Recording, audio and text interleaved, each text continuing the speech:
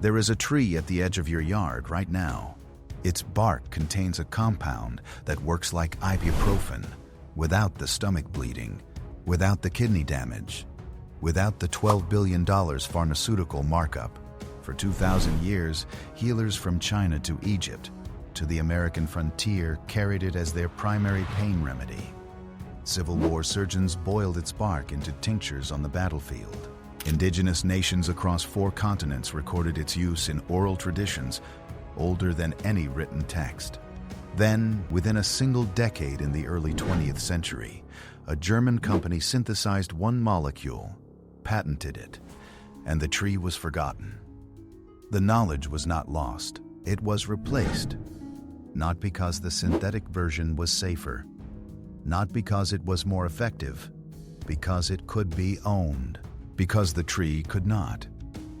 This is the story of white willow and the vault they sealed. The global pain relief market generates $80 billion annually.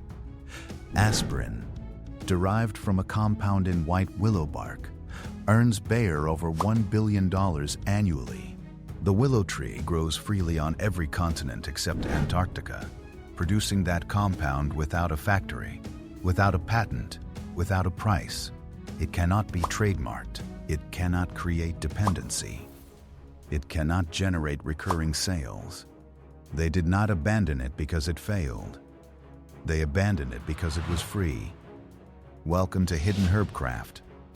Before we open this vault, if these stories matter to you, the best way to preserve this wisdom is simple. Subscribe, hit the bell, share these vaults with those who need to remember what we forgot. The archive opens in Sumer 3500 BC. A clay tablet pressed in the city of Nippur records a remedy for fever. Boil the leaves of the weeping tree that grows beside the river. Archaeologists unearthed it at the site in 1923. It is the oldest written medical prescription in human history. The tree is Salix. The willow. Move forward to Egypt. 1550 BC. The Ebers Papyrus, a medical text compiled under Pharaoh Thutmose III and purchased by George Ebers in 1873, lists willow leaves as a treatment for pain, fever, and joint inflammation. The same prescription appears in the writings of Hippocrates, around 400 BC. He recommends willow leaf tea to women in labor for pain. This is not folk anecdote. This is formal clinical record, documented and preserved in China. The Tan Ben Sao of 659 AD lists willow bark for its analgesic properties. Dioscorides, the Roman military physician who traveled with the legions of Nero, includes willow bark in his De Materia Medica in 65 AD, the text that defines Western herbalism for 14 centuries. The Cherokee brew it for headaches. The Lenape use it for joint pain. The Zuni apply its bark poultice to infected wounds. North American nations developed willow medicine, entirely independent of any European tradition, parallel knowledge, on parallel continents, from the same tree. In 1763, Reverend Edward Stone of Oxfordshire, England, conducts what scholars consider the first clinical trial of willow bark. He carefully administers it to 50 patients with fever and documents recovery. He writes to the Royal Society of London. The letter still exists in their archive. Stone describes it as a febrifuge. His conclusion: the bark works. White willow, Salix alba, grows fast and tall, reaching 20 meters in 20 years. Its narrow silver-green leaves tremble in any breeze, each one lanceolate, finely toothed, and serrated, pale beneath, as if dusted with frost. The bark is thick, deeply furrowed, ash-gray, and slightly bitter on the tongue. The inner bark, the cambium layer, smells faintly medicinal, sharp and clean like raw wood meeting cold rain. Crack a branch, and the inner surface is cream-colored, fibrous, dense with tannins and salicin. It grows beside rivers, in wet floodplains, in marshy ground where nothing else thrives. exactly where people have always needed medicine most. The year is 1862. In a field hospital outside Shiloh, Tennessee, a Union Army surgeon runs out of morphine. He has 40 men with infected wounds and fever. He has no chloroform. He has no quinine. He has a creek, and along that creek, willows. He sends orderlies to quickly strip bark. They boil it in iron pots over campfire. Men drink the dark tea. Some break their fevers within 6 hours. The surgeon records this in his field report, submitted to the Army Medical Department, archived in the National Library of Medicine's Civil War collection. White willow bark appears in the United States Pharmacopoeia from 1820 to 1926, over a century of official medical recognition. This is not folk superstition. This is sanctioned medicine in every American pharmacy for 106 years. Now move to the American frontier.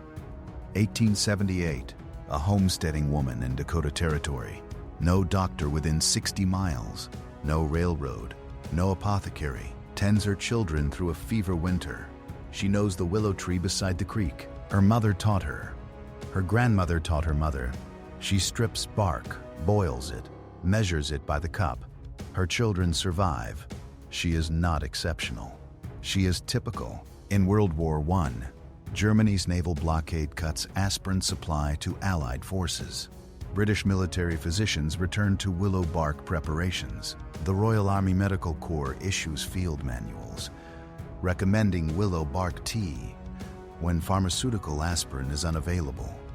The knowledge is never entirely gone. It retreats to the margins of official medicine, but hands still know it.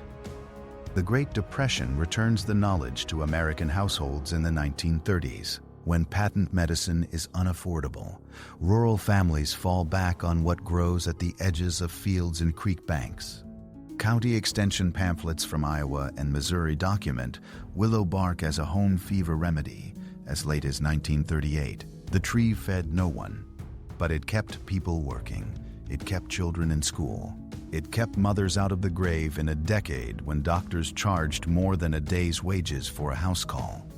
White willow bark contains salicin, the direct biochemical precursor to salicylic acid. The active molecule in aspirin, salicin, is a prodrug. It metabolizes in the human gut, converting to salicylic acid over 2 to 3 hours. This slower conversion produces a longer-lasting, pain-reducing analgesic effect than synthetic aspirin, with significantly lower gastroentericity. Salicin concentration in properly harvested and dried bark runs 1.5 to 11% by dry weight, depending on species and harvest season.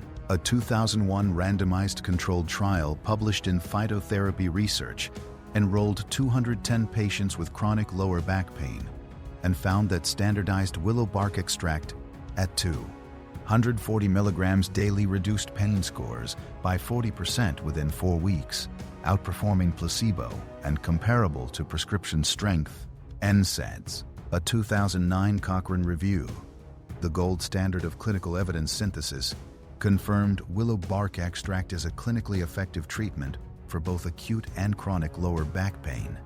A 2015 study in phytomedicine demonstrated anti-inflammatory action through inhibition of NF-κB, the same molecular pathway targeted by pharmaceutical ibuprofen and celecoxib. Beyond salicin, bark extract contains polyphenols, flavonoids, and tannins shown to reduce inflammatory cytokines. Unlike pharmaceutical aspirin, which strips the stomach lining and causes an estimated 16,000 annual deaths in the U.S. from gastrointestinal bleeding, standardized willow bark, at therapeutic doses, does not generate this documented risk profile in clinical literature. The therapeutic dose is 120 to 240 milligrams standardized salicin extract, achievable from 2 to 3 grams of dried bark, brewed as a simple herbal decoction for 20 minutes. It grows freely at creek banks, costs nothing to harvest, and carries 0 patent holders. Follow the money.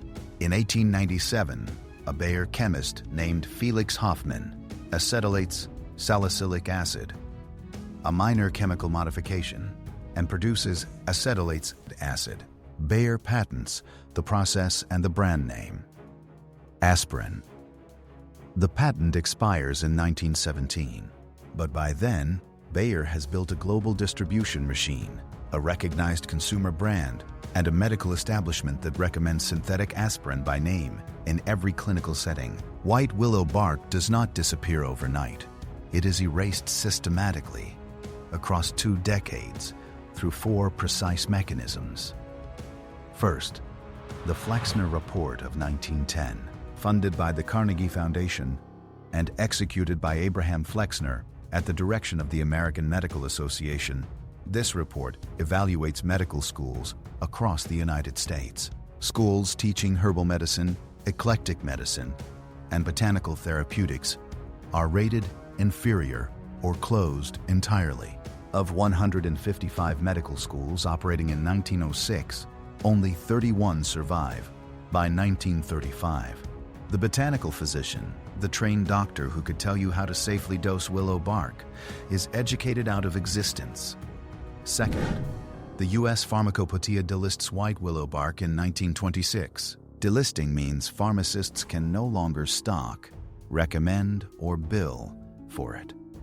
A full century of official recognition ends in a single editorial decision by a committee. Third, the FDA classifies standardized herbal extracts under a separate regulatory pathway from pharmaceutical drugs under the 1938 Food, Drug, and Cosmetic Act, making clinical approval for unpatentable botanicals economically impossible.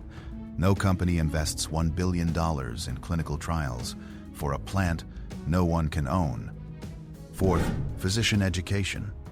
By the 1950s, every American medical school curriculum teaches aspirin, ibuprofen, and acetaminophen.